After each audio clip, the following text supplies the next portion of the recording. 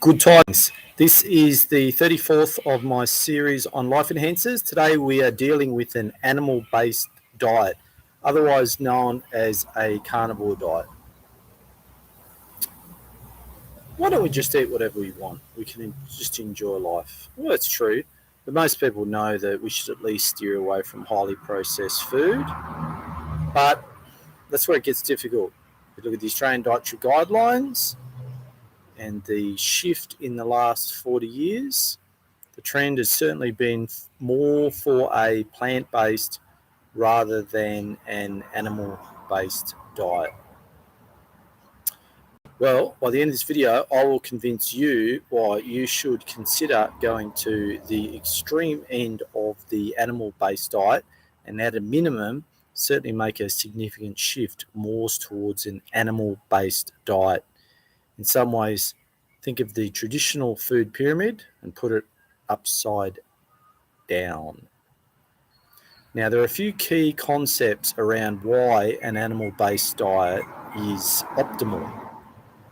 It would be difficult today to cover all those in detail. I'd encourage you to go to scholars greater than myself, such as Dr. Sean Baker, Dr. Paul Saladino, even for anecdotes, people like Stefan Molyneux, Jordan Peterson and his daughter.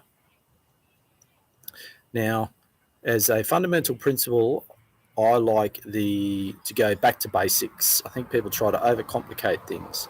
Now, historically, I remember when I was a boy, I learned about what the cavemen used to eat, and they used to sit around a fire eating animals that they had caught. And I remember being confused when I went to school, how then we were being taught to eat rice, potato, bread, and this was a quandary for me. Another thing is that animals don't want to be eaten.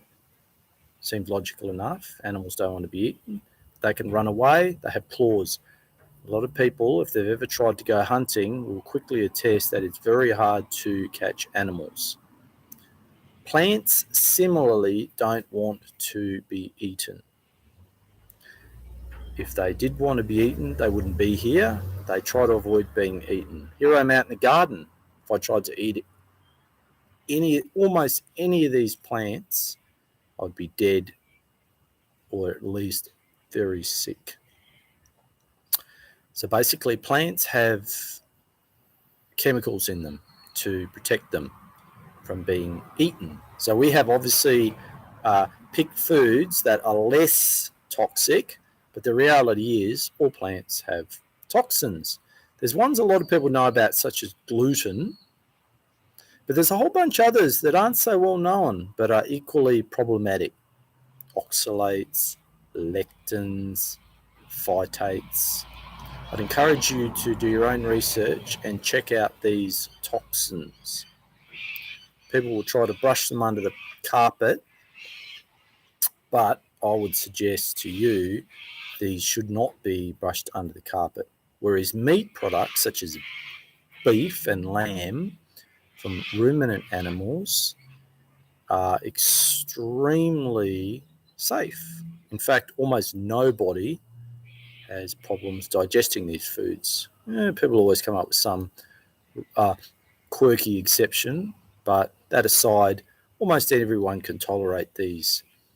And when you look at the food nutrition tables, you will be blown away by the food nutrition of these. Even basic stuff, like I always remember as a kid being taught that carrots are good for your eyes because they had vitamin A. Carrots don't have vitamin A. That spinach is good for you because it's got iron. Spinach doesn't have iron. Now, before you go off and do your research and say, well, carrots don't really have vitamin A. They have beta carotene, which is your body converts to vitamin A. Yeah, it's not vitamin A. If you want vitamin A, eat meat, particularly beef liver. That'll rock your socks off with vitamin A. Similarly, beef and other animal products are loaded with heme iron, which is the type of iron that our body needs. The type of iron that our body doesn't really need from plants has to be converted to the type of iron we do need. Why not just go straight to the source? Animals are the middleman. They eat the plants that we can't digest. They upcycle them, and then we benefit. Now, some people might find the concept of carnivore diet uncomfortable, and I guess at the end of the day, everyone will have to make their own moral judgments.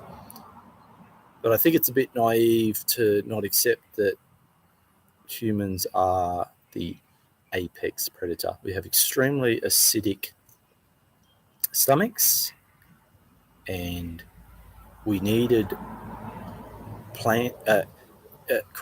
we needed animal products to fuel the development of our brains, which are an incredibly expensive and difficult organ to sustain, but clearly pretty important. I'm sure almost everyone out there would like to have a few extra IQ points. I certainly know I would.